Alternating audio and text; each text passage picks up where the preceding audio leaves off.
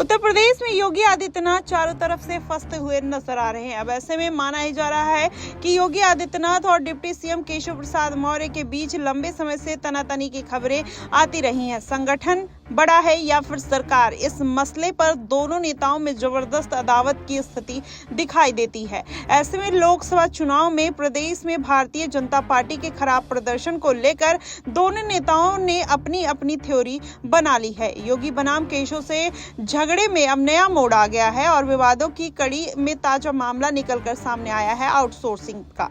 इसमें आरक्षण ना लागू करने का बीजेपी की सहयोगी पार्टी अपना दल की अध्यक्ष अनुप्रिया पटेल ने पहले ही यह मुद्दा उठा दिया था। उन्होंने इस बात पर सीएम योगी को चिट्ठी लिखकर ये बात बोली थी और ये आरोप भी लगाए थे कि योगी राज में कॉन्ट्रैक्ट वाली नौकरी में पिछड़ों और दलितों का आरक्षण नहीं दिया जा रहा। वहीं केशव प्रसाद मौर्य के काम का दावा है कि चुनाव से पहले ही वे इस खतरे को भाप गए थे और उनकी ओर से यूपी सरकार से कई बड़ी जानकारियां मांगी गई थी, जिसकी वजह से अब दोनों में कहीं ना कहीं फूट पड़ती हुई नजर आ रही है। उन्होंने कहा कि उन्होंने चिट्ठी लिखकर कार्मिक विभाग के एडिशनल चीफ सेक्रेटरी से इस बारे में सवाल किया था और कितने लोगों को रिजर्वेशन का फायदा मिला, इस पर कोई जानकारी नहीं दी गई है। लेकिन अब आपको बता दें, झगड़े में एक नया फ्रंट फुट खुल गया है। दिलचस्प यह है कि बीजेपी के सहयोगी दल निषाद पार्टी के अध्यक्ष संजय निषाद तो केशव प्रसाद मौर्य को पिछड़ों का सबसे बड़ा नेता बता चुके हैं। अब तक इस मुद्दे पर सीएम योगी आदित्यनाथ को बीजेपी की सहयोगी पार्टियां ही घेर रही थी,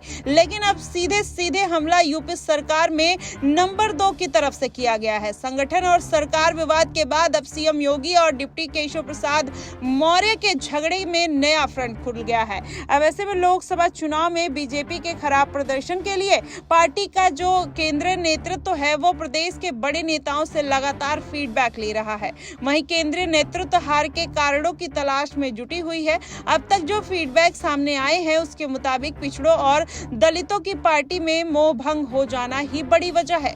पिछले दिनों उप मुख्यमंत्री ने 16 जुलाई को बीजेपी के राष्ट्रीय अध्यक्ष जेपी नड्डा से मुलाकात की थी और प्रदेश में चुनाव बीजेपी के खराब प्रदर्शन को लेकर अपना फीडबैक भी दिया था। और अगले ही दिन डिप्टी सीएम ने बुधवार एक्स पर कहा कि संगठन सरकार से बड़ा है, कार्यकर्ताओं का दर्द मेरा दर्द है, संगठन से बड़ा कोई नहीं, हमारे लिए कार्यकर्ता ही गौरव है। इस तरीके की बात जब से निकलकर सामने आई उसके बाद अखिलेश यादव ने भी मानसून ऑफर दे डाला। उन्होंने कहा कि मानसून सत्र चल रहा है, 100 विधायक लाओ और सीएम पद पाओ। इसके बाद से भारतीय जनता पार्टी में और खलबली मचती हुई नजर आई और योगी आदित्यनाथ ने अपना एक्शन तेज कर दिया। अब लेकिन माना ही जा रहा है कि अखिलेश यादव कहीं ना कहीं एनडीए में फूट डालने की कोशिश कर रहे हैं और विधायकों को अपनी तरफ लाने के लिए पूरा प्रयास करते हुए नजर आ रहे हैं। अगर ऐसा हुआ तो जाहिर तौर पर भारतीय जनता पार्टी की मुश्किलें और बढ़ती हुई नजर आएंगी